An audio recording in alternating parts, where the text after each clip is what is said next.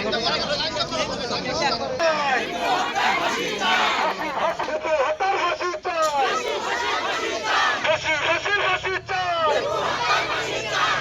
ভাই বলল কেন, আমার ভাই বলল কেন, ফাঁসি ফাঁসি ফাঁসি চাই, ফাঁসি ফাঁসি ফাঁসি চাই।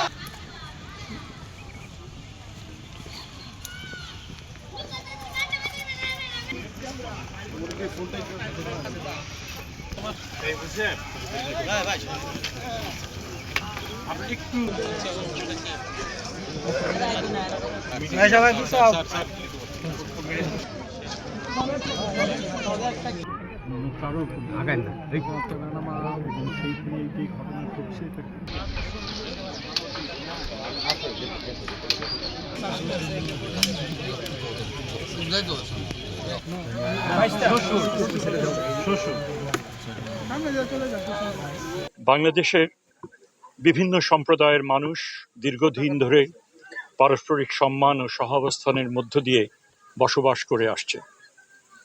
একটি রাষ্ট্র ও সমাজ হিসেবে আমরা সব ধর্ম, জাতিগোষ্ঠী ও সম্প্রদায়ের মানুষের মত প্রকাশের শান্তিপূর্ণ অধিকারকে সম্মান করি, যতক্ষণ তা অন্যের প্রতি সম্মান বজায় রেখে করা হয়।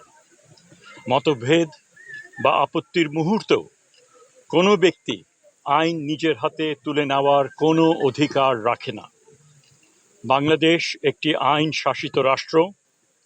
অভিযোগ তদন্ত করা এবং দায় নির্ধারণ করার একমাত্র কর্তৃত্ব রাষ্ট্রের।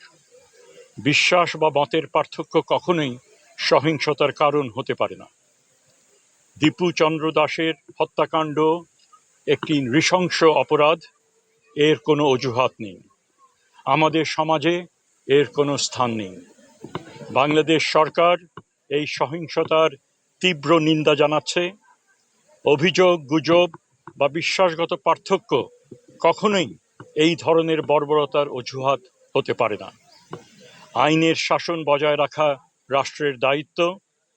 এই ঘটনার সঙ্গে জড়িত 12 জনকে ইতিমধ্যে গ্রেপ্তার করা হয়েছে, তদন্ত চলমান রয়েছে এবং যারা দায়ী তাদের সবাইকে যথাযথ আইনি প্রক্রিয়ার মাধ্যমে বিচারের আওতায় আনা হবে।